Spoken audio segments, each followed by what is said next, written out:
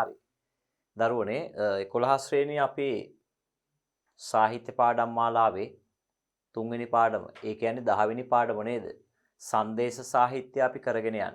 ඒතර ඒකේ ඔබ සංදේශ සාහිත්‍ය ඉතිහාසය ඉඳලම අපි කරලා තියෙන්නේ. දැන් මේ වෙනකොට යන්නේ කවි වලින් අහන්න තියෙන. ඒ කියන්නේ මම පුතාලාට මම මුලින් මේ ගැන පැහැදිලි කරා. ඒ තමයි ඔබට සාහිත්‍ය පේපර් එකේ නේද?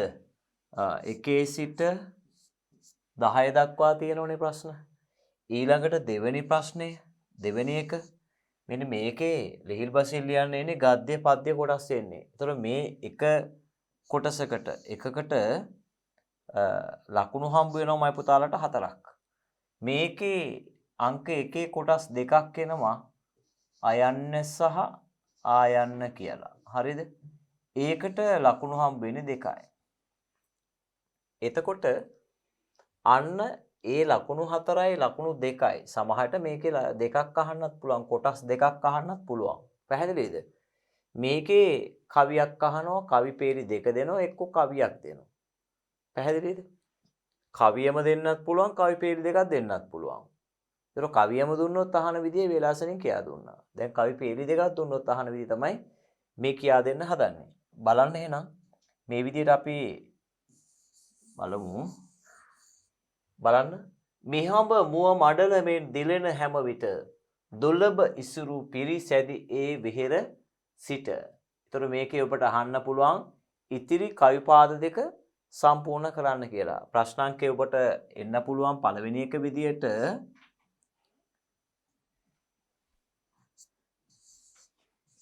ඉතිරි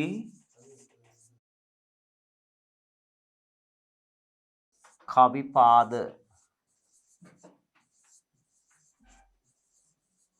දෙක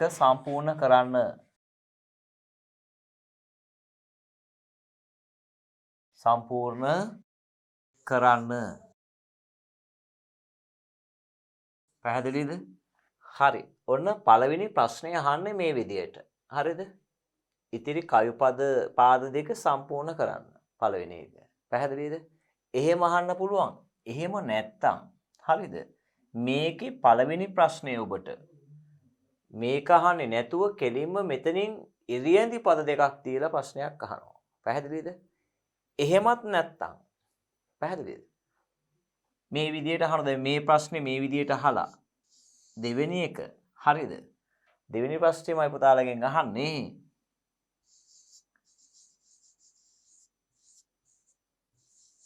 කෝට්ටේ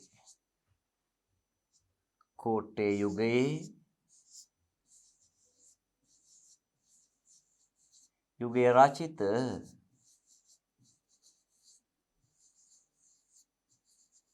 මහා කාව්‍ය නම් කරන්න. මහා කාව්‍ය නම් කරන්න.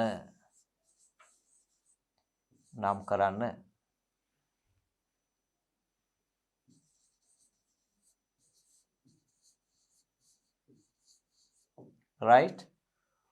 ඔය විදියට ආවොතින් ඉතිරි කවිපාද දෙක සම්පූර්ණ කරන්න. ඒතර මයි පුතාලට මේක පාඩම් වෙලා තියෙන්න ඕන. පැහැදිලිද? කවිය පාඩම් වෙලා තියෙන්න ඕන. ඒ ලකුණ ගන්න ලකුණු දෙකක් ගන්න නේද? සමහරට මේක ලිහිල් බසින් ලියන එකේදී ওই පාද දෙක දාලා කෙනින්ම ඔබට එනවා ලකුණු දෙකක් ගන්න මේක සම්පූර්ණ කරන්න කියලා. ඒතර මයි පුතාලා මේක පාඩම් කරගන්න ඕන. කවි ටික පාඩම් කරගන්න ඕන. කවි ටික පාඩම් කරගත්තොත් කවි වලින්ම සාහිත්‍ය පේපර් එක ගොඩ දාගන්න පුළුවන්. ඇයි ඒ? විචාර ප්‍රශ්න 3ක්ම කොට දාන්න පුළුවන් කවි වලින්. Tamanට උපරිමයෙන් කවි ටික පාඩම් කරගත්තා නම් සිංහ බාහුත් එක්ක. ඒතර මේ හරහා ඔබට පුළුවන් මේ පැත්තෙන් කිසි ගැටලුවක් නැතුව ප්‍රශ්න ටික උත්තර ලියන්න. දැන් ඔන්න එතකොට ඔය පළවෙනි අර කෙටි ප්‍රශ්න 10ට අහන්න පුළුවන් ප්‍රශ්නයක් විදිහට මේක තියෙන්නේ. ඒතර ඕකේ පළවෙනි උත්තරේ ඔන්න එතකොට ඔබට මෙන්න මේ කවිපාද දෙක ලියන්න ඕන මේ විදිහට. පැහැදිලිද? ලිව්වොත් තමයි ඒක ලකුණු ටික ඔබට හම්බ වෙන්නේ. කෝට්ටේයුගේ රචිත මහා කාව්‍ය නම් කරන්න. ඔන්න දැන් පළවෙනි එක මම පුතලා දන්නවා. පැහැදිලිනේ? ඒ කියන්නේ කවිපාද දෙක සම්පූර්ණ කරන්න තියෙන්නේ. හරිද? right. දැන් කෝට්ටේයුගේ රචිත මහා කාව්‍ය ඔබ දන්නවා. ලෝකේ මහා කාව්‍ය සම්ප්‍රදාය ආරම්භ වෙන්නේ ඉන්දියාවෙන් නේද? ඉන්දියාවේ මහා කවි කාලිදාස. කවුද? මහා කවි කාලිදාස තමයි මේ මහා කාව්‍ය සම්ප්‍රදාය ආරම්භ කරන්නේ. රඝුවංශය සහ කුමාර සම්භය. මීට පෙර මම මතක් කරලා තියෙනවා. ඒතර ඔහොම ඇවිල්ලා තමයි ලංකාවට අනුරාධපුර යුගයේදී වෙලා දඹදිනියේදී වෙනවා ලංකාවේ පළවෙනි හෙළ මහා කාව්‍යය. මේ යුගයේ ලියවෙන්නේ මොකද්ද? ලංකාවේ පළවෙනි සිව්පද මහා කාව්‍යය. ඒ තමයි තොටගමේ ශ්‍රී රාහුල හාමුදුරුවෝ. ඔබට තියෙනවනේ. ඔබට සැලලිහිණි සංදේශය තියෙන ඊළඟට. මේ කොටසෙන් පස්සේ තියෙන සැලලිහිණිය. ඒතර සැලලිහිණි සංදේශය ලියන්නේ තොටගමේ ශ්‍රී රාහුල හාමුදුරුවෝ. ඒතර රාහුල හාමුදුරුවෝ තමයි මේ සිව්පද මහා කාව්‍ය ලියන්නේ. ඒ මොකද්ද? ඒක තමයි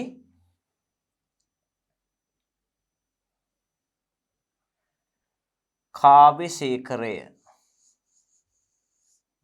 කාව්‍ය ශේඛරය.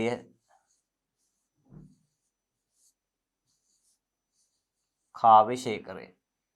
කාව්‍ය ශේඛරය. එතන මේ කාව්‍ය ශේඛරය 550 ජාතක පොතේ එන සත්තුබත්ත ජාතකයේ තමයි වස්තු විශ්ේ කරගන්නේ. මොකද පුතේ? සත්තුබත්ත ජාතක. සමහරට ඔබට මේකෙම මේ විදිය ප්‍රශ්නයක් අහනවා දැන්. දැන් ඔන්න මේක හරියනේ. මහා කාව්‍ය මොකද්ද? සිව්පද මහා කාව්‍ය කාව්‍ය ශේඛරය. පැහැදිලිද? ඕකම මෙන්න මේ විදියට අහනවා. බලන්න. ඔබට අහනවා මෙන්න මෙහෙම. පහත දැක්වෙන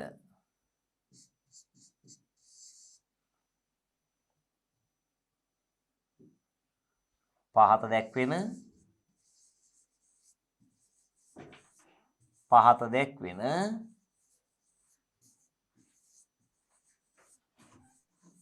පහත දැක්වෙන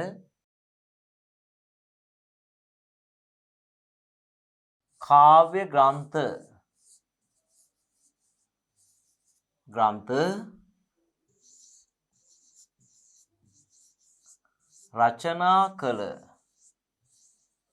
රචනා කළ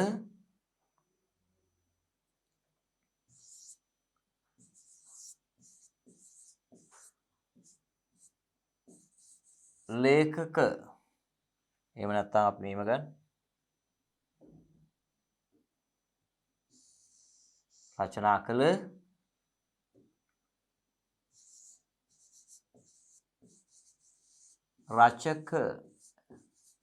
රචකීන් ලියා දක්වන්න.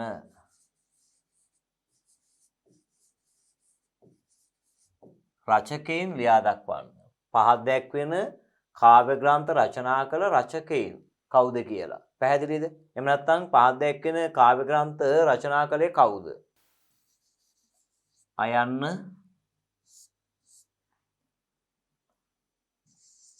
සුභාෂිතය.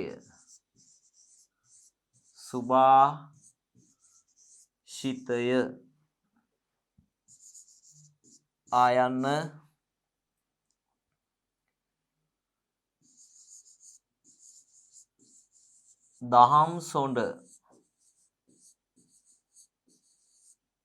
දහම් සොඬ කව. right? මෙන්න මේ ග්‍රන්ථ ලිව්වේ කවුද කියලා. පැහැදිලිද? එතකොට මේ ග්‍රන්ථ දෙකම ලියන්නේ එක්කෙනෙක්. ඒ තමයි අලගියවන්න මුඛවැටි. කවුද? අලගියවන්න මුඛවැටි. අලගියවන්න මුඛවැටිතුමා තමයි ලියන්නේ. ඔන්න ඔය වගේ අහන්න පුළුවන්. එතකොට ඔබට උත්තරේ ලියවෙන්න ඕනේ මේ විදිහට. පැහැදිලිද? ඊළඟට ඔබට මේකෙන් මේ විදිහේ තව වෙනස් ප්‍රශ්න ගොඩක් අපිට අහන්න තියෙනවා. මේ කොටස අරගෙන බලන්න. ඊළඟට අහනවා මෙන්න මෙහෙම. හරිද? ඉරියැඳි පද මිහඹ හරිද? දුලබ හරිද?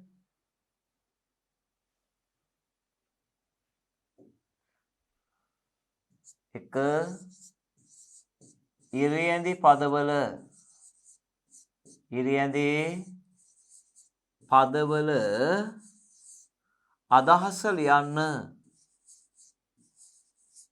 අදහස ලියන්න.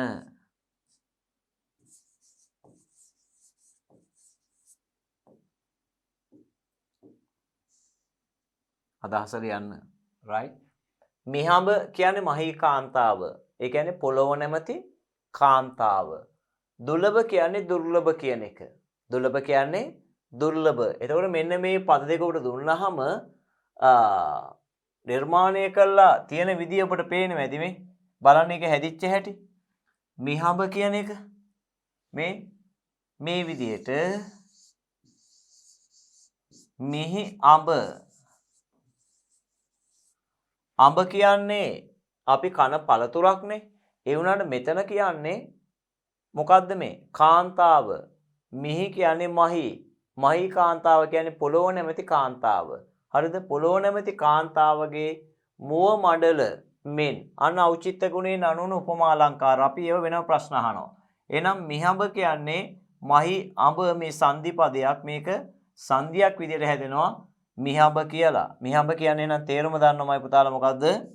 මහී කාන්තාව, පොළොව නැමැති කාන්තාව. දුර්ලභ කියන්නේ දුර්ලභ කියලා. රයිට්? ඊළඟට අහනවා මෙන්න මේකෙන් මේ විදිහට ප්‍රශ්නයක්. කවියා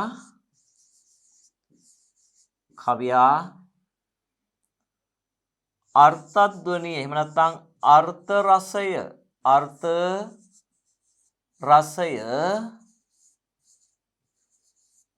තීව්‍ර කිරීමට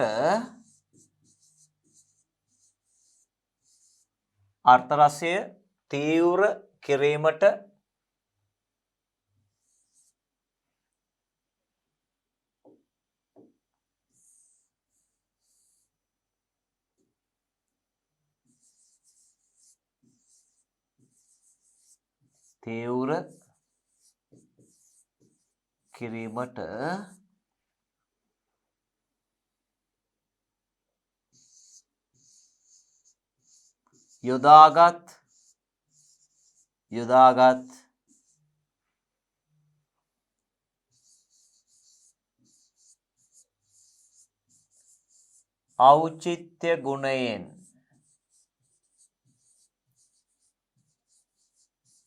ඖචිත්‍ය ගුණයෙන්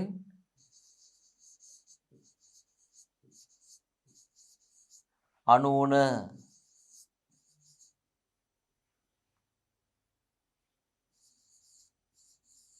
උපමා අලංකාරයක්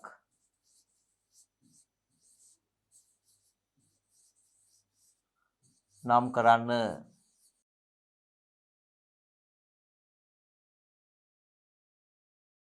උපමා අලංකාරයක් නම් කරන්න. පැහැදිලිද? දැන් ඉරියැඳි පදවල අදහස දන්නවා. අර්ථ රසය තීව්‍ර කරන්න. ඔබ දන්නවා කවිය අර්ථ රසය තීව්‍ර කරන්න කියන්නේ වැඩි කරන්න. අර්ථ රසය තීව්‍ර කරන්න කියන්නේ වැඩි කරන්න. ඒතර අර්ථ රසය තීව්‍ර කරනවා කියන්නේ වැඩි කරනවා. වැඩි කිරීම සඳහා යොදා ගන්න මොනවද? උපමා අලංකාර. ඔබ දන්න උපමාවක් කියන්නේ යම් වස්තුවක් තවත් වස්තුවකට සමාන කරනවා. කවිය අර්ථ රසය තීව්‍ර කරන අලංකාර ඔබ දන්නවා. උපමා රූපක සංකේත සාම්ප්‍රදායික යෙදුම් අතිශයෝක්ති අලංකාරය උත්පේක්ෂා අලංකාර මෙන්න මේ කියන අලංකාර. ඒතර මෙතන තියෙන්නේ මොකද්ද? ඖචිත්‍ය ගුණයෙන් අනුවන උපමා අලංකාරය මොකද්ද? මුව මඩල මෙන්. මොකද්ද පුතේ? මුව මඩල මෙන්. මේ තියෙන්නේ මුව මඩල මෙන්. අන්න ඔබට පේනවා මෙන්සේ වැනි වගේ තියෙනවා නම් ඒවා උපමාවාචී නිපාත. මොනවද? උපමාවාචී නිපාත. එහෙනම් ඔබට පුළුවන් ඒක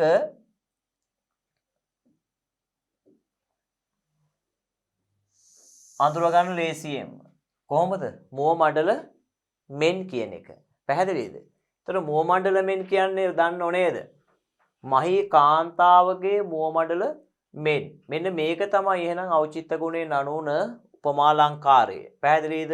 එහෙනම් ඒකට උත්තරය ඔබ දන්නවා පැහැදිලිවම. කවි රසයේ තීව්‍ර කරන්න යොදා ගන්න උපමා අලංකාරය මොකද්ද?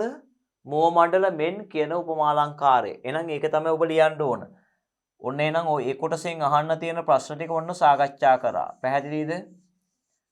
ඔය වගේ ප්‍රශ්න එකින් එක සාකච්ඡා කරාම මයි පුතාලාට පේපර් එක දිහා බලාගෙන මේ ටික මතක් වේ. DP Education අධ්‍යාපන නාලිකාව තුල පාඩම අපිට සුපැහැදිලිව කියා දුන්නා. ඒ ප්‍රශ්න ටික තමයි විභාගෙට ආවේ කියලා. පැහැදිලිද? හරි. අපි යන් ඊළඟ එකට. හරි. මයි පුතේ බලන්න මේ කවි කොටස බෙහෙවින්ම එන්නේ ඉඩකඩ තියෙනවා ටිකක්. ඇයි ඒ? වැදගත් කොටස් තියෙනවනේ. ඒ වැදගත් කොටස් වලින් තමයි විභාගෙදි කොහොමත් නිර්මාණය වෙන්නේ. එතකොට මේ කවිය අපිට අලුත්ම ප්‍රශ්න ටිකක් අහන්න පුළුවන්. ඒ තමයි අවස්ථා සම්බන්ධ අහන්න පුළුවන්. පැහැදිලිද? අවස්ථා සම්බන්ධ. ඔබගෙන් අහන්න පුළුවන් මෙන්න මේ විදිහට ප්‍රශ්නේ. බලන්න. දැන් මේක ඉස්සෙල්ලා අපි තේරුම් බලමු. තේරුම් බලලම ප්‍රශ්නෙට යන්. කිරඹ පොකුරු මී රස ලැබ බොන ලෙසට නරඹ මිතුර තගෙනිත සිත සතුටු කොට. කිරඹ කියන්නේ කිරි සහ අඹ. ඒ කියන්නේ මොකද්ද? කිරි දියර. පොකුරු මී රස කියලා කියන්නේ නෙළුම් මල් වල පැණි, මල් පැණි. බොන ආකාරයට. නෙළුම් මල් වල පැණි වලට ඔයා කොච්චර ආසද? ඔයා කිරි වලට කොච්චර ආසද? නේද? අන්නේ ආසාව තියනවා වගේ ඒකටද දැඩි ලෙස ආසාවක් දක්වනවා වගේ නරඹ මිතුර තගෙනිත සිත සතුටුකට. ඔයාගේ S2යි මනසයි සතුටු කරගෙන මේ කෑරගල විහාරයේ තියෙන సౌందර්යය නේද? නරඹන්න කියලා කියනවා. කාටද මේ කියන්නේ? හංසයට කියන්නේ. ඒතර ඔබ දන්නවා ඔබගෙන් අහන්න පුළුවන් ඉහත කවියට අනුව හාරක ලෙස දැක්වෙන්නේ කවුද? හාරකයා. පණිවිඩය ගෙනියන්න. සංදේශයක පොදු ලක්ෂණ තියෙනවා නේද? ඔන්න ඒවා දැන් අපි අහනවා. එතකොට ඒව ඔබට පාඩම් වෙලා තියෙන්න ඕන. මේවා විලාසනින් කියා දීලා තියෙන්නේ මේ ආයි මතක් කරන්නේ. ඒක තමයි ක්‍රමවේදය. අපි නිරතුරුව මේවා පාඩම් කිරීම හරහා නේද? අපිට දැනෙනවා මේකේ අපූර්ව රසයක් නේද? හරි. එහෙනම් ඔන්න මේ විදිහට ප්‍රශ්න අපි හදමු මේ විදිහට. සංදේශයක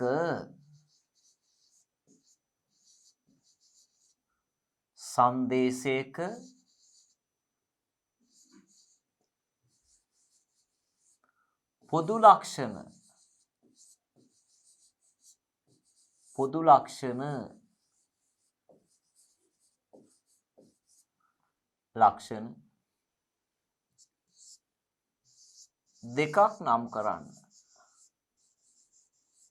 දෙකක් නම් කරන්න.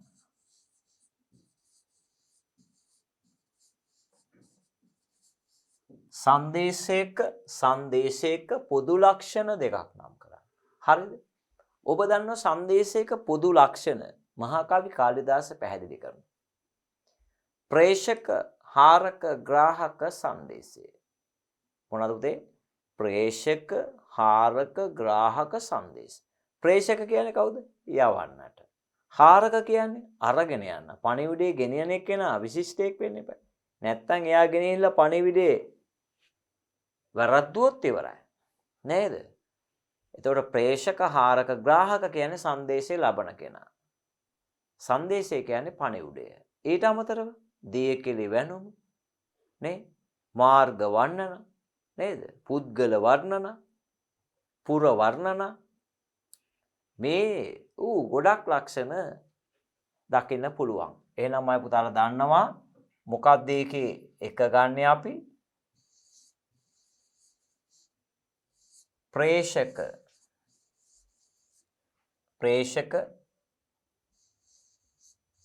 හාරක,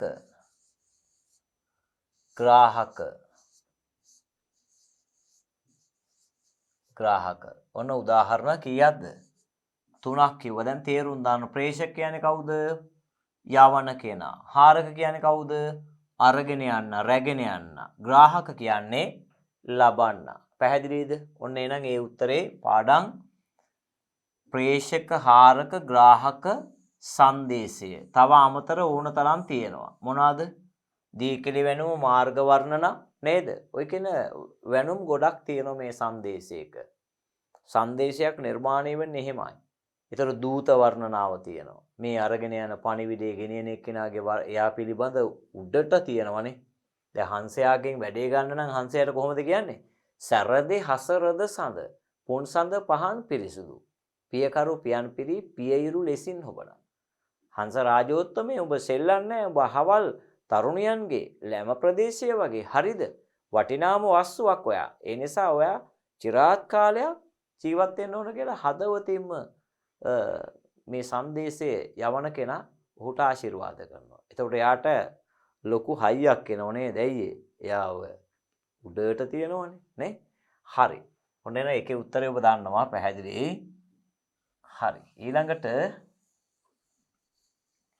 මේකෙන් අහන්න පුළුවන් මේ විදියට. කොහොමද? කිරඹ පොකුරුමි රස. හරිද? යන පද දෙකේ අදහස ලියන්න. කිරඹ කියන්නේ මොනවටද? කිරිදන අඹ. කිරිදන අඹ. කිරඹ කියන වචනේ හැදෙන්නේ එහෙමයි. කිරිදන අඹ. අඹ කියන්නේ මේක බහුවර්ත පදයක් නේද? අඹ කියනවා පළතුරට, අඹ කියනවා ජලයට, අඹ කියනවා කාන්තාවට. දැන් මෙතෙන්දි කියන්නේ මොකද්ද? කිරි අඹ කියන්නේ කිරි දියර. මොනවාද උදේ? කිරි දියර. ඔන්න හැදෙන විදිය එහෙනම්. මේ කිරඹ කියන්නේ කිරිදන අඹ කියන පද දෙක සංදි වල තමයි කිරඹ කියලා නිර්මාණය වෙන්නේ. මෙන්න මෙහෙම හැදෙන්නේ. මේකේ යන්න ඔප්පෙනවා. මේ දෙක එකතුනම ර හැදෙනවා. දැන් එනවා මොකද්ද? කිරඹ. පැහැදිලිද? ඔන්න සංදි පදයක් විදියට ඔන්න අපි ඒකේ හැදෙන හැදිත් එක්ක ඔබට පැහැදිලි කරලා තේරුම් මොකක්ද එහෙනම්? කිරිදියද. පොකුරුමී රස. පොකුරුමී රස. පොකුරුමී රස කියලා කියන්නේ නෙළුම් මල් වල පැණි රස. අපි කියන්නේ මී පැණිනේ. ඇයි නෙළුම් මලේ පැණි ටික ගන්නෙ කවුද? මීමැස්සා. ඒතර මීමැස්සා හදන පැණි පුදුම රහයිනේ. එහෙනම් මලේ පැණිත් රසයි. මෙයාට මේ කියන්නේ ඒකයි. හරියට කිරිදියර මල් වල පැණි බොන්නාක් මෙන් ඔබ ඒකට තමයි වැඩිපුර ආස. පැහැදිලිද? අන්න ඒකට ආසාව දක්වනවා වගේ ඔයාගේ S2යි හිතයි නේද? සතුටු කරගන්නවලු කොහේ දැකලාද? කෑරගල මේ సౌందර්ය කෑරගල විහාරයේ තිබෙන වෛචිත්‍රභාවය, විසිතුරුභාවය, ඒ පාරිශුද්ධභාවය දැකගෙන සතුටක් ඇති කරගන්නවා. දැන් එතකොට ඔබට මේ පාද දෙකේම අදහස ලියන්න එනවා. මොන අදහස කිව්වා නීමට? නේ? ඔබට මේවා බේලාසනින් සාකච්ඡා කරා කවියෙන් කවිය, අමාරු වචන පදයෙන් පදේ කියා දුන්නා. දැන් මේ ලිහිල් බසින් ලියන පාට සහ අවස්ථා සම්බන්ධ ඔබට ලකුණු ගන්න විදි ටික මේ කියා දෙන්නේ. පැහැදිලිද? හරි. එහෙනම් ඒකේ තේරුමත් ඔබ දන්නවා. පැහැදිලිද? මේ ටික හරිනේ? හරි. අපි ඔන්න අලුත් ප්‍රශ්නයක් ආයි මේකෙන් හදන තව. හරිද? දැන් මෙහෙම ගන්නවා. බලන්න.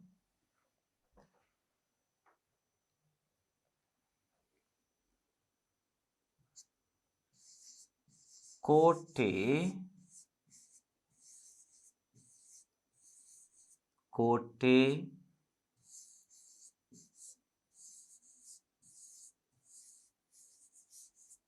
युगे रचित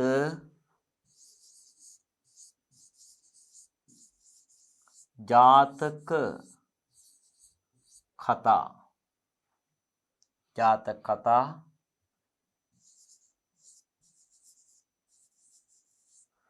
පාදක ඕනේ. කෙටියෙන් අපි ලියමු.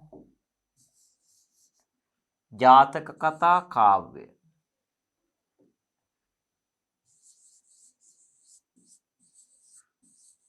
කාව්‍ය දෙකක් නම් කරන්න.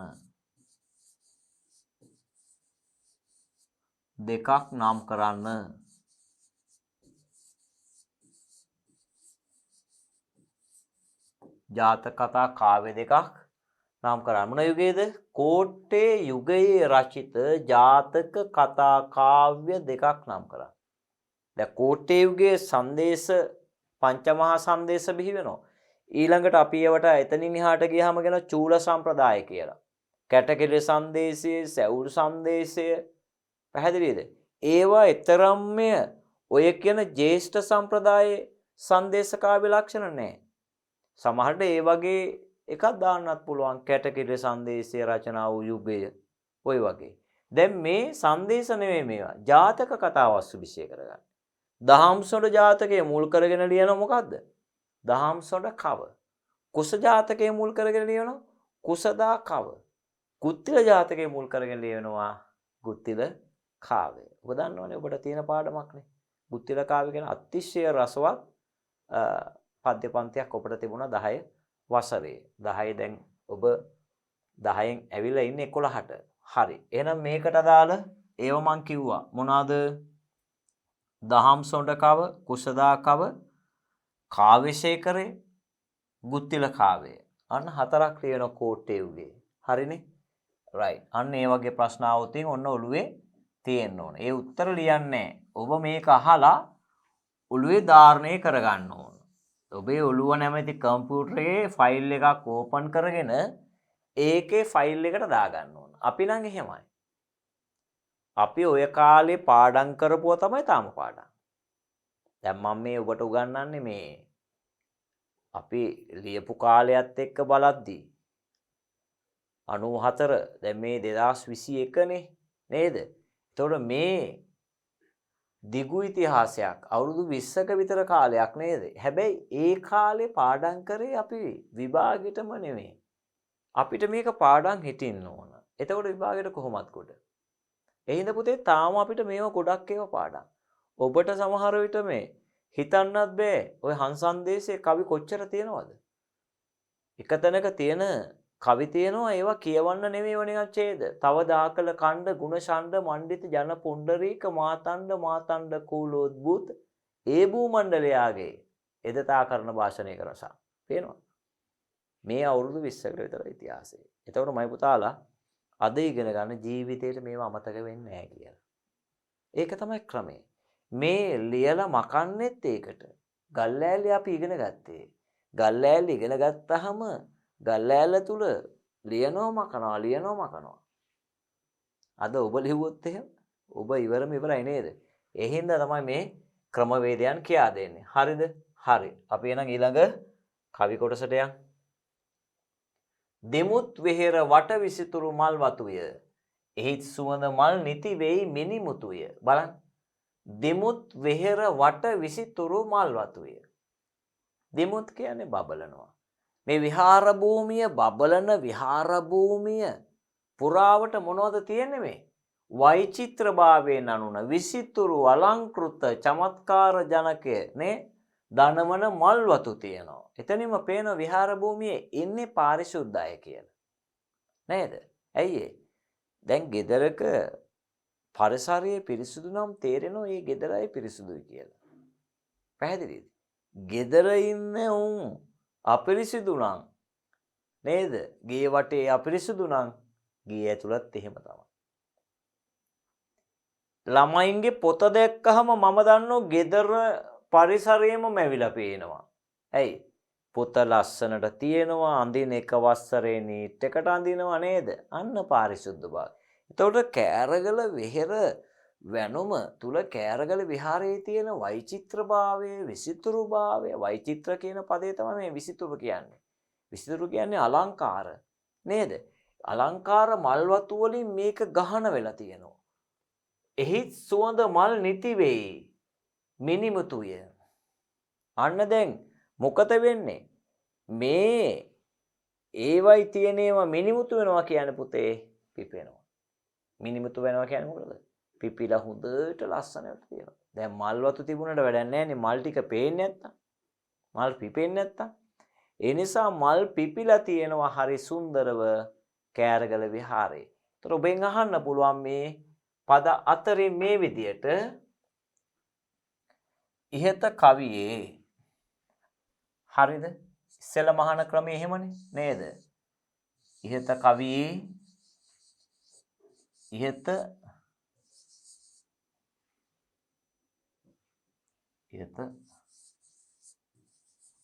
කවි පාද දෙකේ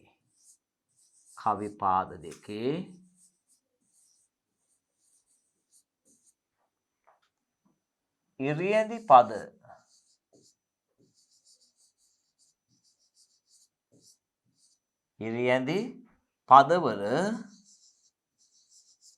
පදවල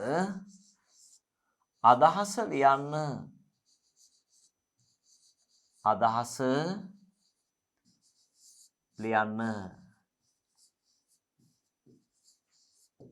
හරිද? ඉරියන්දි පද මොනවද මේකේ? දෙමුත්. හරිද? ඊළඟට මිනිමුතු. මිනිමුතුයි. හරි. අනිත් ඒවා දන්න ඔබ. එහි තියෙනවා සුවඳ මල් නිරතුරුවම පිපෙනවයි වයි තියෙන ඒවා. පැහැදිලිද? මිනිමුතු වෙනවා කියන්නේ මොකටද? මල් පිපෙනවා. දිමුත් කියන්නේ බබලනවා. අන්න එනයි ඉරියැඳි පදවල අදහස දන්නවා. දිමුත් කියන්නේ බබලන නේද? මිනිමුතුය කියලා කියන්නේ මල විකසිත වෙනවා කියන එකනේ. මල මෙහෙම මුක්ත වෙනවා. හරිද? මණියෙන් මෙහෙම මුක්ත වෙන එක තමයි මේ බිඳිලා ඇවිල්ලා තියෙන මිනිමුතු කියලා කියන්නේ. නැත්තම් මේ මැණික් නෙවෙයි ඈ. පැහැදිලිද? මැණිමුතු මුතු මැණික් නෙවෙයි. සමහරු ලියයි මිනිමුතු යා මුතු මැණික්. එහෙමත් නේ ඇයි මේක හිතලා ලියනවා. මේක එක විදියට එන්නේ. මිනිමුතු කියන්නේ එහෙනම් මණියෙන් මුක්ත වෙනවා, නිදහස් වෙනවා. මණිය මෙහෙම තියේදි මේක මෙහෙම වුණාම නිදහස් වුණා. ඒක තමයි එතකොට පිපෙනවා කියලා අපි කියන්නේ. පැහැදිලිද? right. බලන්න එහෙනම් ඊළඟට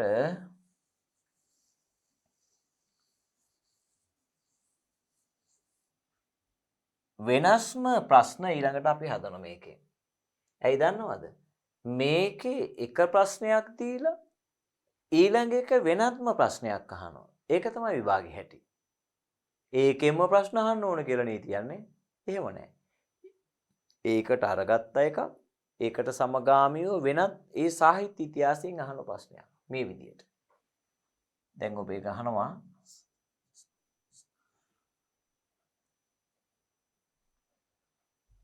පහත දැක්වෙන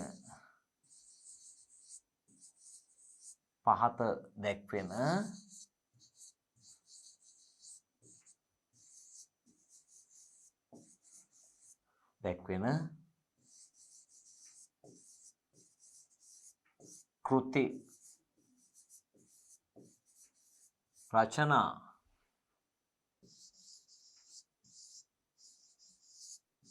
කලේ කවුද?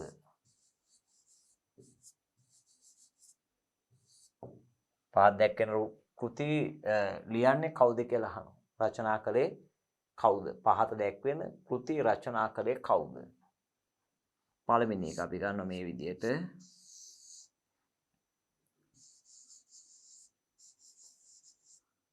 කවුසිලුමින.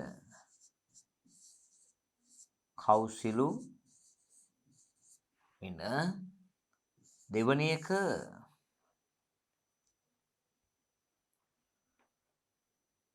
සඳ කිඳුරුදා කව.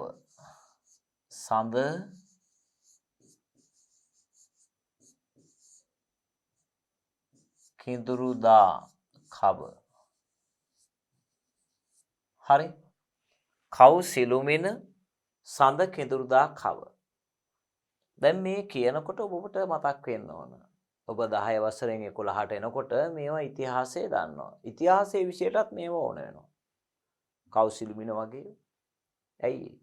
ඔබ දන්නෝ දඹදෙණි යුගයේ ප්‍රකට පාලකයා තමයි කවුද?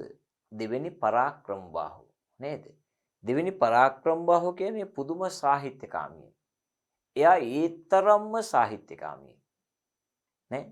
දඹදෙණි විජේබා රජතුමාගේ පුතණ්ඩියනේ. ඒතර මේ පුතා 1236 දී තමයි රාජ්‍යය බාරගන්නේ. අවුරුදු 35ක් පාලනය කරනවා. ඔහු සාහිත්‍යයට පුදුම සේවාවක් කරනවා. කවුසිලුමින කියන ලංකාවේ පළවෙනි හෙළ මහා කාව්‍ය ලියන්නේ එයා. කවුද ලියන්නේ? දෙවෙනි පැරකුම්බා රජතුමා තමයි ලියන්නේ. කලිකාල සාහිත්‍ය සර්වඥ පඬිත උපාධිය ලබන චරිතය ඔහු තමයි. මහා වංශයේ රන්නකුරේ ලියවිච්ච චරිතයක්. ඒතර විසුද්ධි මාර්ගසන්නේ විනිශ්චසන්නේ දඹදෙණි කතිකාවත. මේ ඔක්කොම ලියන්නේ යා. එහෙනම් කවුසිලුමින ලියන්නේ කවුද? දෙවෙනි පැරකුම්බා රජතුමා. හරිද? දෙවෙනි පැරකුම්බා රජු. ඔබ ලියන්න ඕන. කවුද ලියන්නේ? දෙවෙනි පැරකුම්බා රජු. ඊට පස්සේ සඳ කිඳුරුදා කව. දැන් සඳ කිඳුරුදා කව ලියවෙන්නේ කුරුණෑගල යුගයේ. ඔබ දන්නවා කුරුණෑගල යුගයේ සාහිත්‍යයේ සුවිශේෂී වෙනසක් ඇති වෙන යුගයක්. 550 ජාතක පොත ලියනවා. සිංහලයේ ප්‍රථම සිව්පද ජාතක කතා කාව්‍ය ලියනවා. අන්න ඒක තමයි මේ සඳ කිඳුරුදා කව කියන්නේ. ඡන්ද කින්නර ජාතකයේ වස්තු විශේෂ කරගෙන විල්ගම්මුල්ල සංඝරාජ හාමුදුරුවෝ ලියන්නේ. දෙනගම විහාරයේ වැඩවිසු විල්ගම්මුල්ල සංඝරාජ හාමුදුරුවෝ තමයි මේක රචනා කරන්නේ. එහෙනම් ඒ උන්වහන්සේට ගෞරවයක් තමයි මේ කරපු සේවාවට. මොකද ලංකාවේ පළවෙනි සිව්පද ජාතක කතා කාව්‍යය ඔහුවතේ ලියන මේක ජන කාව්‍යයක්. මේක ජන කාව්‍ය ගණයට වැටෙන්නේ. එතකොට සඳ කිඳුරුදා කව ලියන්නේ විල්ගම්මුල්ල සංඝරාජ හාමුදුරුවෝ.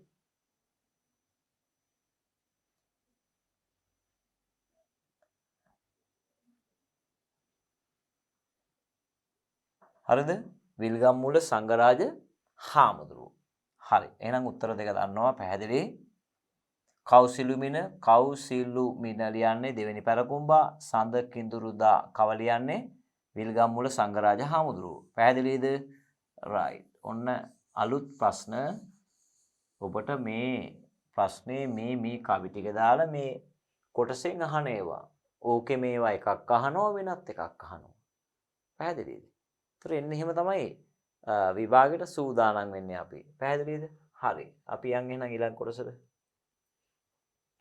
මහත්තුරු මියුරු පළගෙන නැමි අතුය රැගස් සෙවන නොහැරම සිටි පොල්වතු. මහත්තුරු එක සැරේට ලියයි උතුම් මිනිස්සු කියලා නේද? මහත්තුරු කියන්නේ නේද? අපි අහලා දෙන මහත්තුරු කියන්නේ නේද? වැදගත් අයටනේ. ඒතර එහෙම ලියන්න පුළුවන්. ඇයි? කවි පොත කියවන්නේ නැත්තම් මේක ආසාවෙන් කියන්නේ නැත්තම් නේද? කියවන්නේ නැති අයට හිතන එම ලියනවා. හිතන ලියනවා. පැහැදිලිද? ඒතර විභාගයට ඇවිල්ලාගෙන මම ලිව්වා නියමෙට බලද්දි බොරු ලියලා තියෙන්නේ. ඉතින් විභාගයට ලකුණු නැහැ. ගෙදර ඉතින් දඟලනවා. ඇයි ඒ? හරියට වැඩේ කළා නැහැ. ප්‍රතිඵල එන්නේ නැහැ. ඒ නිසා මේ තේරුම් හොඳටම දැනගන්න ඕන. ඔබට මම මේ තේරුම් එකින් එක කියා දීලා තියෙන්නේ. පැහැදිලිද? මහත්තුරු කියන්නේ පුතේ විශාල ශාක, විශාල ගස්, මියුරු පළ, මිහිරි පළ, ගෙන නැමි අතුය. මහා විශාල ශාකේ තියෙනවා.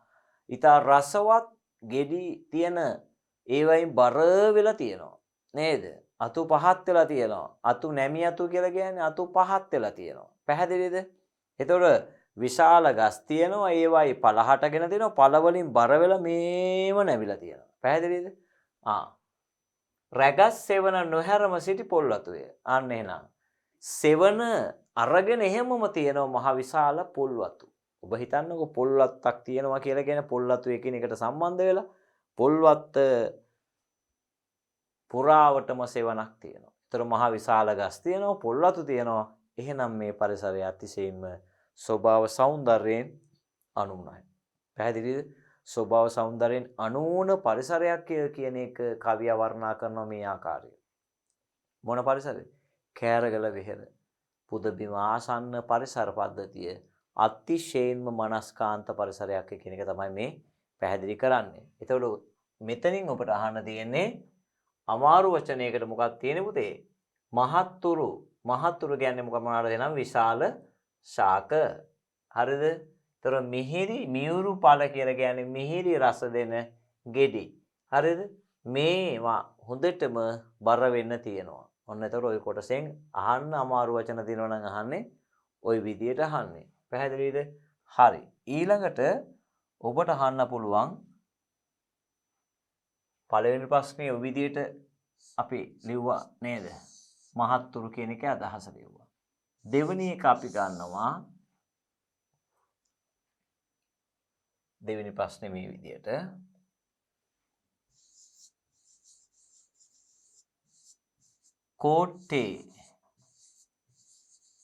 කෝට්ටේ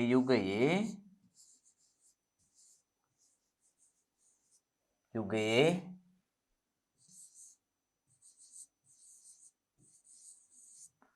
කෝට්ටේ යුගයේ රචිත හටන් කාව්‍ය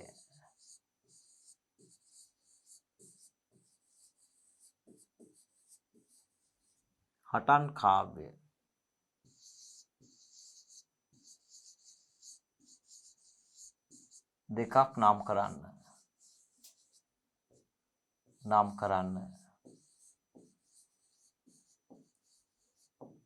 කෝට්ටේ යුගයේ ලියන හටන් කාව්‍ය ඔබ දන්නවා අලගියවන්න මුඛවැටි තුමාලියන් නේද ඉතිහාස පොතේ තියෙන හටන් කාව්‍ය කොන්ස්ටන්තිනු හටන පරංගි හටන මොකද කොන්ස්ටන්තිනු හටන සහ පරංගි හටන තමයි කෝට්ටේ යුගයේ ලියවෙන මොනවද හටන් කාව්‍ය ප්‍රශස්ති කාව්‍ය කියලා අහනවා පරකුම්බා සිරිත මොනවද පරකුම්බා සිරිත ඒකේ කෝට්ටේ යුගයේ කියන පුදුම සහගත කාව්‍ය ටිකක් ලියවෙන්නේ ඒකයි කෝට්ටේ යුගයේ පද්‍ය සාහිත්‍යයේ ස්වර්ණමය යුගය කියලා කියන්නේ. ඒ තරමට කෝට්ටේ යුගය පද්‍ය සාහිත්‍යයේ පරිණත වෙනවා. පැහැදිලිද? වෙනත් කිසිදු රාජධානී සමයක මෙහෙම ලියවෙන්නේ නැහැ. ඒකයි කෝට්ටේ යුගයේ පංචමහා සංදේශ ලියවෙනෝනේ. උපදේශ කාව්‍ය ලියවෙනවා. හටන් කාව්‍ය ලියවෙනවා. ජාතක කතා කාව්‍ය ලියවෙනවා. මහා කාව්‍ය ලියවෙනවා. බලන්න කොච්චර ලියලා තියෙනවද කියලා. එතකොට මෙන්න මේ හරහා තමයි කෝට්ටේ යුගය ස්වර්ණමය යුගයක් බවට පත් වෙන්නේ. එතකොට දන්නවා හටන් කාව්‍ය මොනවාද? ඔන්නේ ඒ කොටස් දෙක අහන විදිය. පැහැදිලිද? කෝට්ටේ යුගයෙන් ওই විදියට වෙනස් ප්‍රශ්න අහනවා. දැන් ඊළඟට අහනවා මේ කොටස් ටිකත් එක්කම ආයි වෙනස් ඒවා. පැහැදිලිද? තුන්වෙනි ප්‍රශ්නේ කියලා හිතා ගන්න. හරිද?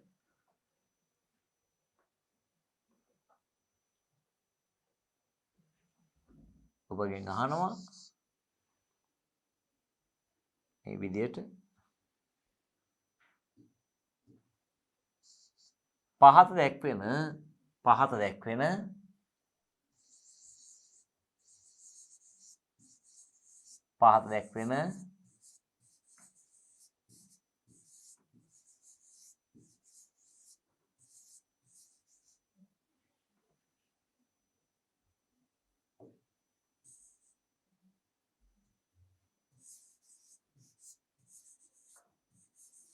යුගවල රචිත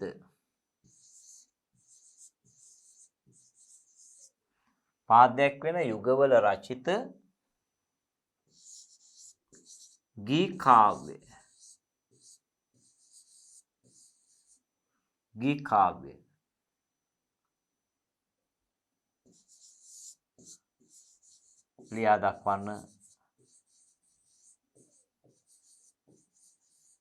ලියා දක්වන්න පාදයක් වෙන යුග දෙනවා යුග දීලා අහනවා ගී කාව්‍ය. ඒතකොට ගී කාව්‍ය කියද්දිම ඔබට નિરાයාසයෙන් මෙන්න ඕන මතකයට එන්න ඕන. මෙන්න මේව තමයි ගී කාව්‍ය කියලා කියන්නේ. නේද? අපි ගන්නවා පළවෙනි එක පොළොන්නරුව.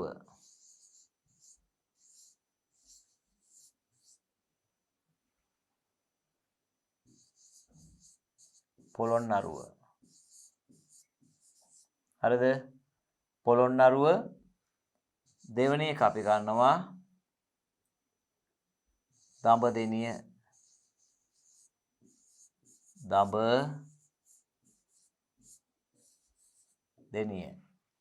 පොළොන්නරුව දඹදෙනිය. පොළොන්නරුවේ ලියන්නේ මොනවද? කාදේව ජාතකය වස්තු විශේෂ කරගෙන මූදෙව් දාවත සසදාවත සස ජාතකය. අන්න එන දෙකක් ලියනවා මූදෙව් දාවත සසදාවත. මූදෙව් දාවත සසදාවත. දඹදෙනිය යුගයේ ලියනවා කෞසිලුමින. කෞසිලුමින කියන්නේ හෙළ මහා කාව්‍යයක්. ඒක ගී කාව්‍යයක්. අන්න එන ගී කාව්‍ය දෙක ඇහුවොතින් ඔබට එන්න ඕන ගී කාව්‍ය පොළොන්නරුවේ ලියවෙන්නේ මොනවාද? මූදෙව් දාවත සසදාවත. දඹදෙනියේ ලියවෙන්නේ කෞසිලුමින. පැහැදිලිද? ඔන්න තුන්වෙනි ප්‍රශ්නේ එකකින් අහන්න පුළුවන්. ඊළඟට ඔබට අහන්න පුළුවන් මේ විදියට. ඒතකොට බලන්න මේ කවි ටිකෙන් අහන්න දෙන සියලු ප්‍රශ්න සාකච්ඡා කරලා තියෙනවා. ඔබට මේ DP Education අධ්‍යාපන නාලිකාව තුල නේද? බොහොම සුපැහැදිලිව මේ ටික ඉගෙන ගන්න පුළුවන් ගෙදර ඉඳගෙන. සුරක්ෂිතව ඉගෙන ගන්න අවස්ථාව තියෙනවා. හරිද? හරි. මෙන්න හතරවෙනි ප්‍රශ්නේ.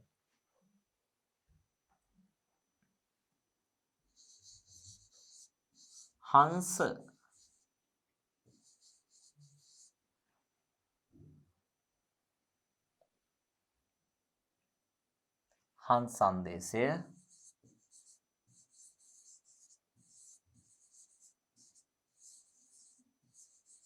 සංදේශය හැර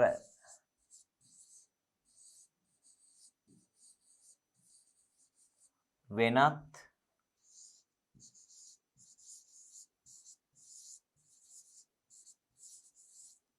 සංදේශ කාව්‍ය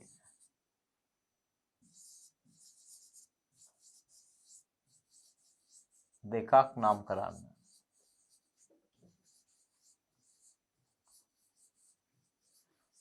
හංසය අර වෙනත් කාව්‍ය දෙකක් නම් කරන්න. පැහැදිලිද? මොනවාද? හංස සංදේශය හරුණාම ලියවෙන්නේ ගිරා සංදේශය, පරවි සංදේශය. නේද?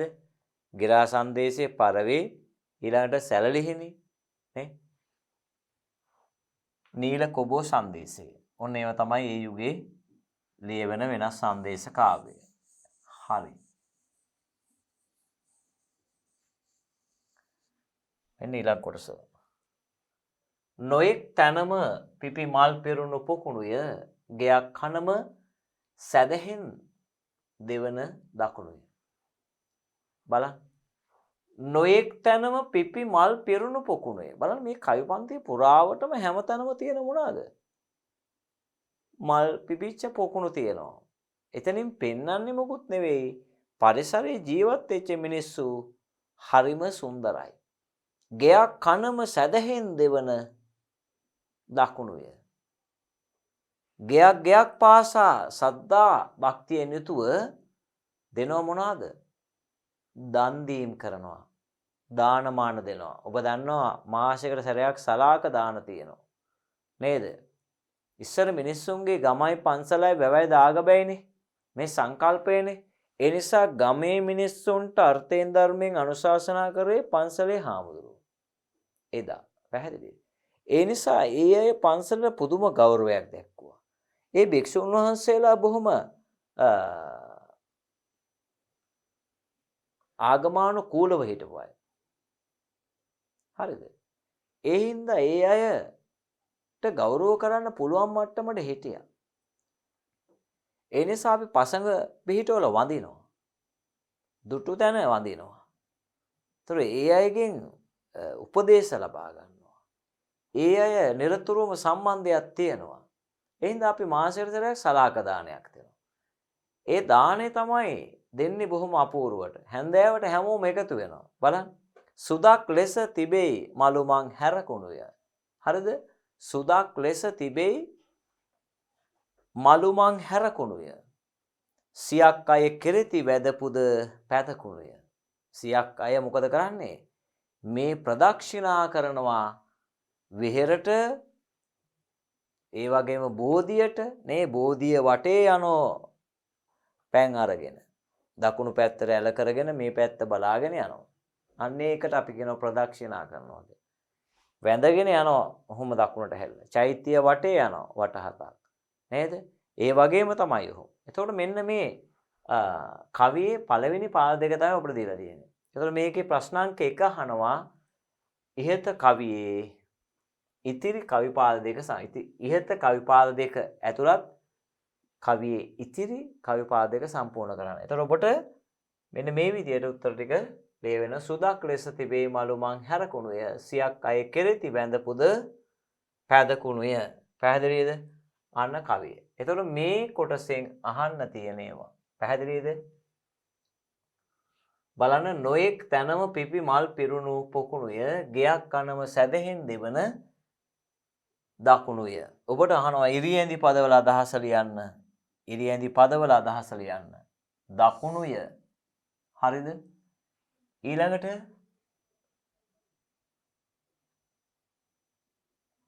දෙවන. හරිද? ශ්‍රද්ධාවෙන් දෙනු ලබන දානමාන. දකුණුය කියන්නේ මොකද්ද? දාන, දන් දීම. පැහැදිලිද? අන්න එන ඉරි ඇඳි පද දෙකේ අදහස දුන්නොත් ඔබට මේ විදියට ලියන්න පුළුවන් වෙන්න ඕන. කවිය සම්පූර්ණ කරා, අදහස ලිව්වා. පැහැදිලි? ඊළඟට අහන්න පුළුවන් නොඑක් තැනම පිපි මල් පෙරුණු පොකුණුය. ඉහත කවියට අනුව, ඉහත කවි පාද දෙකට අනුව කවියා ප්‍රකට කරන්නේ කුමක්ද? අන්න ඔබට පැහැදිලි කරගන්න පුළුවන්. මේ හැම තැනම මල් පිරුණු පොකුණු තියෙනවා.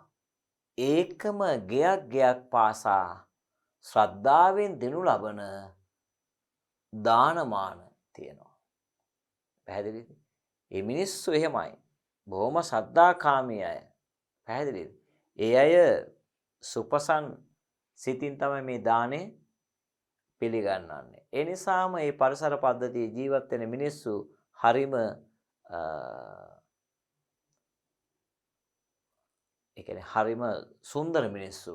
ආධ්‍යාත්මික වශයෙන් දියුණු වෙච්ච අය, ආර්ථික වශයෙන් දියුණු වෙච්ච අය. ඒ දෙකම දියුණුවෙන් මිනිස්සුන්ගේ හදවත සුන්දර වුණාම නේද?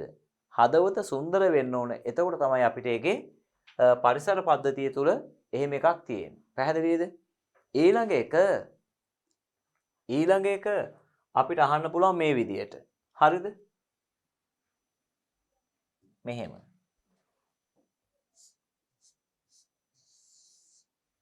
හරිද? ප්‍රශ්නය අහන මේ විදියට.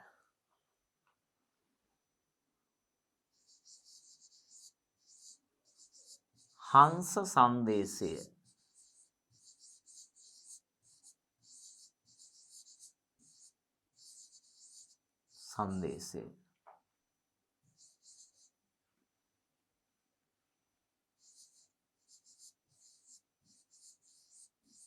රචනා කළ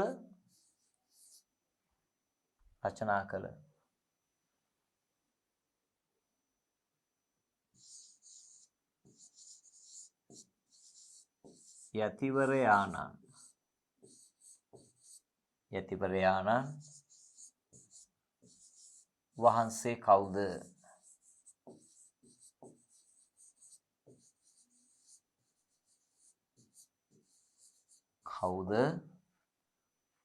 උන්වහන්සේ විසින් රචනා කළ ලද වෙනත් කෘති දෙකක් නම් කරන්න. අන්න ලංකාවේ පළවෙනි උපදේශකාව්‍ය ලියන්නේ මොකක්ද? ලෝවැඩ සංග්‍රහය, බුදුගුණ අලංකාරය. පැහැදිලිද? ওই දෙක ලියන්නේ කවුද මේ? වීදාගම මහා මෛත්‍රී හිමි. කවුද? වීදාගම මහා මෛත්‍රී හිමි. ඒතර උන්වහන්සේ තමයි මේ හංස සංදේශේ නිර්මාණය කරන. හංස සංදේශය රචනා කළ යතිවරයාණන් වහන්සේ කවුද? තොටගම්මී ශ්‍රී රාහුල හාමුදුරුවන්ගේ ගුරුවරයා. ෂඩ්භාෂා පරමේශ්වර ත්‍රිපිටක වාගීශ්වර තොටගම්මී ශ්‍රී රාහුල හිමියන්ගේ ගුරු හිමියන් තමයි මේ වේදාගම මෛත්‍රී හාමුදුරුවෝ. ඒතර වේදාගම මෛත්‍රී හාමුදුරුවෝ දක්ෂ නිසා තමයි බිහි වෙන ගෝලයා අති දක්ෂ.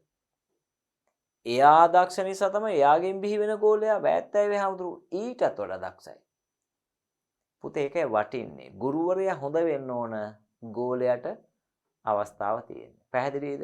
එතකොට තමයි ඒකේ ගුරුවරයාට ඒ අවස්ථාව වටිනාකමක් තියෙන්නේ. පැහැදිලිද? හරි. බලන්න ඊළඟ. සුදක් ලෙස තිබෙයි මලු මං හැරකුණුය. සියක් අය කෙරෙති වැඳ පුද පැතකුණුය. දැන් මම ওই කෑලි කියද්දී කවි කොටස් තාලෙට කියන්න අවශ්‍ය නැහැ. ඇයි මේවා මම හොඳට කියා දුන්නා. නේද? ওই කවිය ඔබට පැහැදිලි කරා ලස්සනට කියලා. ඒ නිසා ඔබට මේකේ තාලය ඉතින් දන්නව නේද? හැම කවි ටිකම මුලින් මම හොඳට කිව්වා. දැන් බලන්න සුදක් ලෙස තිබෙයි මලු මං හැරකුණුය. සියක් අය කෙරෙති වැඳ පුද පැතකුණුය. සුදක් ලෙස තිබෙයි මලු මං හැරකුණුය. ඒ කියන්නේ මේ මිදුල් වලයි මාර්ගවලයි තිබිච්ච කැලිකසල ඉවත් කරලා තියෙන්නේ. ඉවත් කරාට පස්සේ මේක සුදු පාටෙන් තියෙනවා. සුදු පාට කියලා අරගෙන තියෙන සුදක් කියලා කියන්නේ පාරිශුද්ධයි, පිරිසුදුයි. මේ මාර්ග ටික දැන් ඔබ දන්නවා පන්සල් භූමියට යන පාර පිරිසුදුයි, පන්සලේ මළුව පිරිසුදුයි නේද? ඇයි? ඔබ දැකලා දැන් වැලි තලාවක් තියෙන සුදු පාටට නේද? පාර සුදු පාට තියෙනවා කියන්නේ මේ වැලි තලාවක් තියෙන හොඳට කැලිකසල අයින් කරලා තියෙන්නේ. යන්න පුළුවන්. එතනින් පේනවා ඒ අය පාරිශුද්ධයි කියන එක. පැහැදිලිද? සියක් අය කෙරෙති වැඳ පුද පැදකුණුය. දැන් මේ හැන්දෑවට මිනිස්සු එකතු වෙනවා පන්සලටනේ. එකතු වෙලා ඉස්සෙල්ලා මොකද කරන්නේ? ඉස්සෙල්ලම බෝධිය වටේ අමදිනවා නේ. ඊළඟට මල්ලාසන හොඳට හොදනවා. ඊළඟට චෛත්‍ය වටේ තිබෙන වැලි මළුව හොඳට අමදිනවා. අතුපතු ගාලා එක කොලයක්වත් තියන්නේ. මේ සේරම අස් කරලා කැලිකසල වෙනම තියෙනවා. ඊට පස්සේ මේ පන්සලට එන මාර්ගය මේ වැලි තලාව අතුපතු ගාලා තියෙන්නේ. ඒතර මේ ටික අතිශයින්ම පාරිශුද්ධයි. ඒ හින්දා ගැටලුවක් නැහැ. හවස බොහොම ලස්සනට බෝධි පූජා ටික තියලා ඒ වැඩ ටික කරන්න පුළුවන්. ඒකයි ඒ අය වේලාසනින් ඇවිල්ලා අතුපතු ගාලා පිරිසුදු කළා තමයි මේ වැඩ ටික කරන්නේ. බලන්න එතකොට. නොඑක් තැනම පිපිමල් පිරුණු පොකුණොය ගෙයක් කනම සැදැහි දෙවන දකුණුය සුදක් ලෙස තිබේ මලුමක් හැරකුණුය සියක් අය කෙරෙති වැඳ පුද පැදකුණුය. හරිම ලස්සනයි. බලන්න එහෙනම් පැදකුණු කියන්නේ ප්‍රදක්ෂිනා කරනවා. අර මං කිව්වේ දැන් මෙහෙම වැඳගෙන දකුණට මෙහෙම බර වෙලා නේද? මෙහෙම ඇලවෙලා බෝධිය වටේ යනවා. චෛත්‍ය වටේ යනවා. හරිද? අනිත් පැත්තෙන් ධන බිම ගහලා නේද? ප්‍රදක්ෂිනා කරනවා, වන්දනාමාන කරනවා. මොනවටද මේ? බුදුගෙට යනවා, බෝධි පූජා තියෙනවා නේද? මේවට තමයි මේ කියන්නේ ප්‍රදක්ෂිනා කරනවා කියන එක තමයි මේ පැදකුණුයි කියලා කියන්නේ. හරිද? සුදක් ලෙස කියලා කියන්නේ පාරිශුද්ධ, පිරිසුදු කියන එක. සුදු පාට කියන එක. සුදු පාට ආකාරයට මලු මාර්ග, ඒ කියන්නේ මිදුල සහ මාර්ගයේ පිරිසුදු කරලා තියෙනවා. සියක් අය කෙරෙති. සිය ගණන් මිනිස්සු ඇවිල්ලා ප්‍රදක්ෂිනා කරනවා. සිය ගණන් මිනිස්සු ඇවිල්ලා මොනවද කරන්නේ? ප්‍රදක්ෂිනා කරනවා. අන්න එනකොට පැහැදිලි සියක් අය කෙරෙති වැඳ පුද පැදකුණුය. මේ අය ඇවිල්ලා පන්සලේ පරිසරයේ පිරිසුදු කරලා ප්‍රදක්ෂිනා කරනවා. පැහැදිලිද? හරි. එතකොට මෙන්න අහන්න තියෙන ප්‍රශ්න.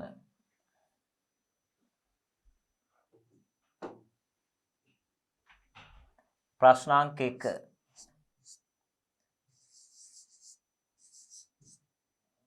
ඉරි ඇඳි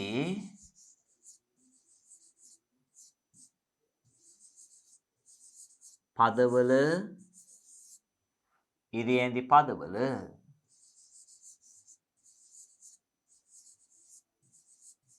අදහස ලියන්න.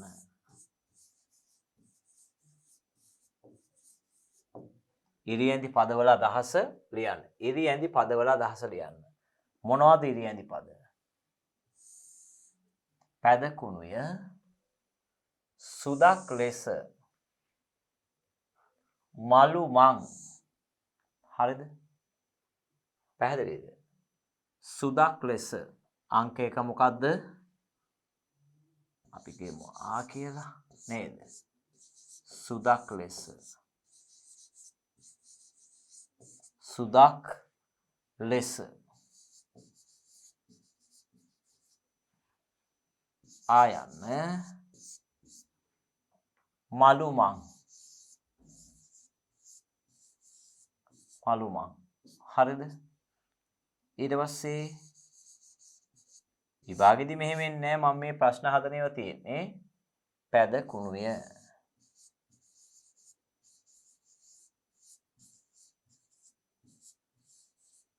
විභාගෙදි මෙහෙම ප්‍රශ්න 3-4ක් අහන්නේ එක දිගට. දෙකයි අහන්නේ. පැහැදිලිද? කෙටි ප්‍රශ්න දෙකයි අහන්නේ. ලිහිල් බසින් එකෙන් අහන්නේ ප්‍රශ්න දෙකයි. නමුත් මම මේ ප්‍රශ්න හදන්නේ ඔබට විභාගෙදි පහසු වෙන්න. දැන් මේ තුනෙන් දෙකක් අහන්න පුළුවන්. මොකක් හරි මලුමං කියන එක හරි, සුදක් ලෙස හරි. මේ දෙක හරි. ඒ නිසා අපි මේ විදිහට ඒක ඉගෙන ගන්න ඕන. සුදක් ලෙස කියලා කියන්නේ මොකක්ද? එහෙනම් සුදු පාටට තියෙනවා. සුදු පාටට, සුදු පාටින්. මලුමං කියන්නේ මිදුල් සහ මාර්ග. පැදකුණු කියන්නේ ප්‍රදක්ෂිනා කරනවා, වන්දනාමාන කරනවා. පැහැදිලිද? right.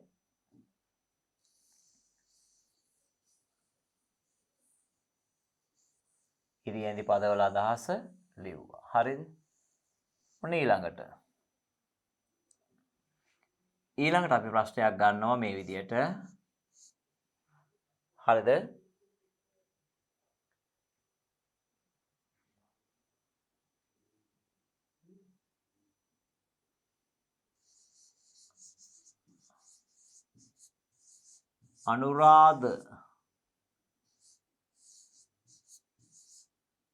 අනුරාධපුර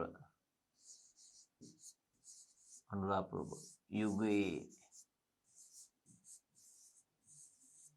රචිත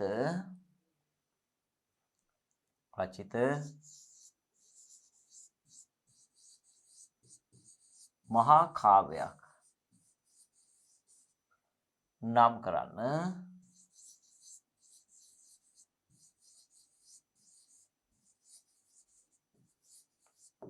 නම් කරන්න දෙවෙනි එක අහනවා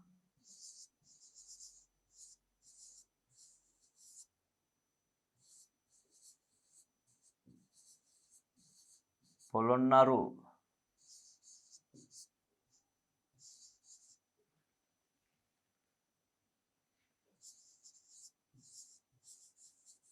යුගයේ රචිත බණ කතා පොත්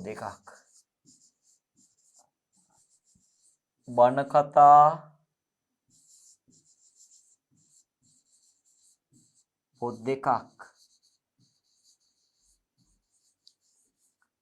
නම් කරන්න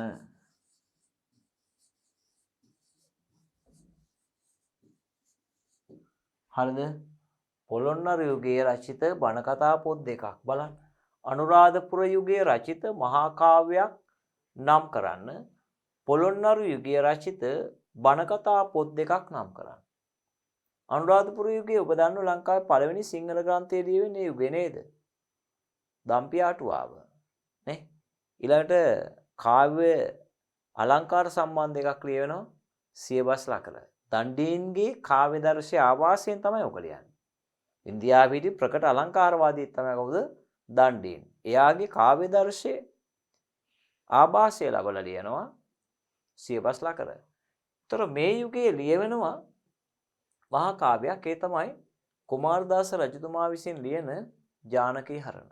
මොන හරණද? ජානකී හරණ. ජනක රජුරුවන්ගේ දියණිය. නේද? රාම සීතා ප්‍රේමෝතාන්තය තමයි මේකට පාදක වෙන්නේ. මොකද්ද? ජානකී හරණ. ජානකී හරණ. පොළොන්නරු යුගයේ ලියවෙන බණ කතා පොත් තමයි බුත්සරණ අමාවතුර. විද්‍යා චක්‍රවර්ති පඬිවරයාගේ බුත්සරණ ගුරුගෝමි පඬිවරයාගේ අමාවතුර. ඔන්න එහෙනම් මතක් කරගන්න ඕනේ ඒවා. මොකද්ද? අනුරාධපුර යුගයේ ලියවෙන මහා කාව්‍ය තමයි ජානකී හරණ. මොකද්ද? ජානකී හරණ රාම සීතා ප්‍රේම වෘතාන්තය. රාම සීතා ප්‍රේම වෘතාන්තය කවුද ලියන්නේ? කුමාරදාස රජතුමා. පොළොන්නරු යුගයේ ලියවෙන ඒවා තමයි මොනවද? බුත්සරණ අමාවතුර. බුත්සරණ අමාවතුර. හරිද? right. බලන්න එහෙනම් ඊළඟ කොටස. බලන්න. නුදුරුව සිහිලැලිය ගඟු ලැලිය වටසැදි මල් වැලිය සුදු වැලිය පිපි වන සිටි මලිය වන මලිය තුටු වන සිටිවිලිය පුල් විලිය. බලන්න එහෙනම් නුදුරුව සිහිලැලිය ගඟු ලැලිය වටසැදි මල් වැලිය සුදු වැලිය. වටසැදි මල් වැලිය සුදු වැලිය. වටේට හැදිලා තියෙනවා මල් වැල් ලස්සනට. සුදු වැලි තලා තියෙනවා. එහෙනම් එතනින්ම පැහැදිලි වෙනවා එහෙනම් මේ පාරිශුද්ධ පරිසරයක ස්වභාවය තමයි මේ කතුවරයා වර්ණනා කරන්නේ. පැහැදිලිද? අතිශයින්ම පාරිශුද්ධ වූ පරිසර පද්ධතියක ස්වභාවය තමයි මේ කතුවරයා අපිට පැහැදිලි කරන්නේ. බලන්න. ඊළඟට මේ කොටසේ ඔබට අමාරු වචන නෑ නේද? මම පුතාලට නේ නුදුරුව කියලා කියන්නේ සමීපව අසල නුදුරුව. නුදුරුව ආකාරයේ තියෙනෝනේ. ආකාරයේ තිබුණාම ශබ්ද මාධුර්යය තියෙනවා. ඔන්න දැන් අහන්න පුළුවන් මේකේ නේද? ඊත කවිය තුල කවියා ශබ්ද රසය තීව්‍ර කිරීමට යොදාගත් අලංකාර මොනවාද? අන්න මේ කවියෙන් අහන්න පුළුවන් අලුත් ප්‍රශ්න අපි මේ විදිහට අහනවා. ප්‍රශ්න අංක 1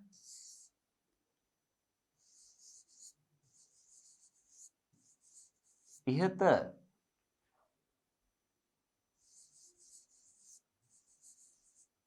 කවිපාද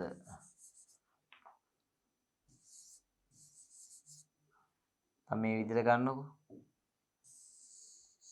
එහෙම ගන්න මේ විදිහට. කවියා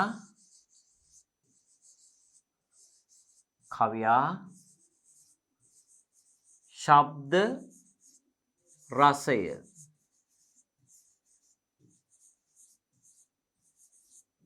තීව්‍ර කිරීමට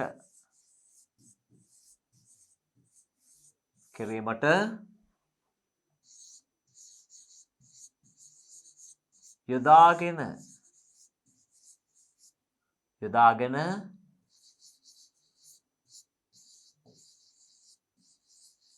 තිබෙන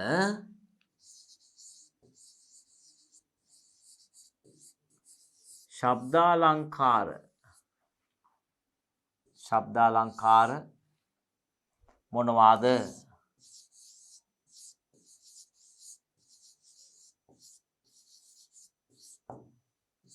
මම පුතාලා දන්නවා ශබ්දාලංකාර කියන්නේ මොනවටද?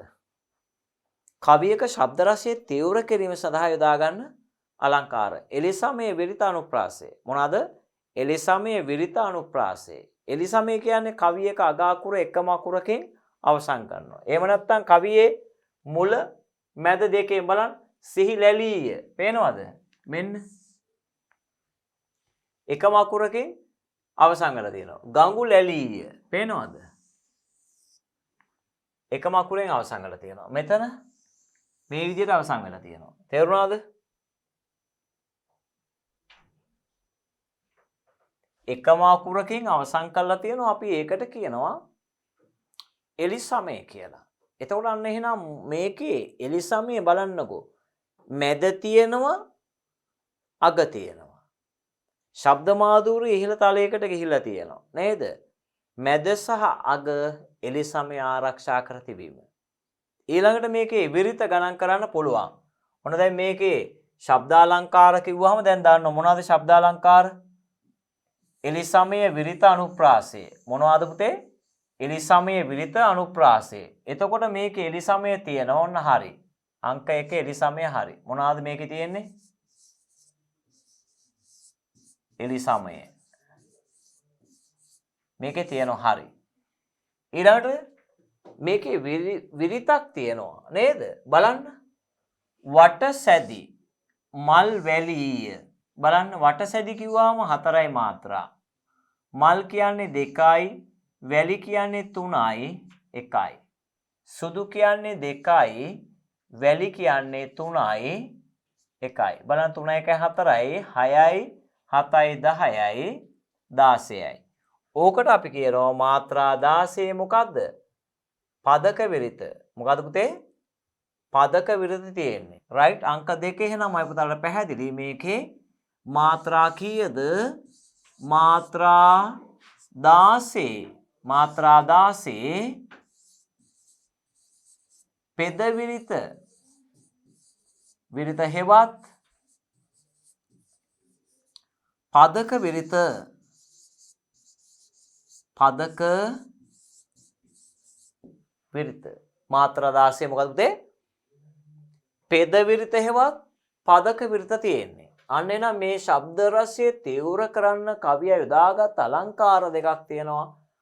මැද එලිසමය අග එලිසමය මාත්‍රා 16 පදක විරිත. දැන් එහෙනම් මේ විරිත් හදන හැටිත් දන්නවා අපේ දරුවෝ නේද? අපේ දරුවන්ට පුළුවන් මේවා ගෙදර අසල්වාසී යාළුවන්ට උගන්වන්න. එතකොට මතක හිටිනවා. පැහැදිලිද? අන්න එන ශබ්ද මාධුර්යයේ තීව්‍ර වුණා ඒකේ. හරිනේ. ඔන්න එන ඒ කවියෙන් අහනවනම් අහන්නේ ශබ්ද රසය. ඔබට අහන්න පුළුවන් අහන් සංදේශයේ එම කෑරගල විහෙර වෙනුම අතිශයින්ම රසවත් වී තිබෙන්නේ කතුවරය ඖචිත ලෙස ශබ්දාලංකාර භාවිත කිරීම හා ඖචිත ගුණයෙන් අනුන උපමාලංකාර භාවිත කිරීම නිසායි. මේ කියමන ස්පුට කරන්න, පරීක්ෂා කරන්න, පැහැදිලි කරන්න, විශේෂ කරන්න මොනවා ඇහුවත් අහන්නේ ඒ දෙකනේ ශබ්ද රසය අර්ථ රසය. ඒතර මෙන්න උදාහරණ ඕනතරම් තියෙනවා. පැහැදිලිද? හරි. මම හිතන්නේ මෙතනින් අපි මේ කොටස හමාර කරනවා. ඊළඟ කොටසට යන්නේ නැතුව මොකද අපේ දරුවන්ට මේක පැහැදිලි වෙන්න ඕන අවසානයක් ගන්න නේද? ඉතින් ඒ නිසා මේ කොටස අපි ඔබට ගොඩාක් වෙලා මේක බලන්නත් බෑනේ. යම් ප්‍රමාණයකට සීමා වෙන්න ඕනේ. ඒ නිසා මේ කොටස මෙතනින් හමාර කරනවා. ඉතිරි කොටස ඊළඟ කොටසෙන් අපි සාකච්ඡා කරනවා මයි පුතාලට. පැහැදිලිද? හරි. එහෙනම් මේ කොටස මෙතනින් හමාර කරනවා.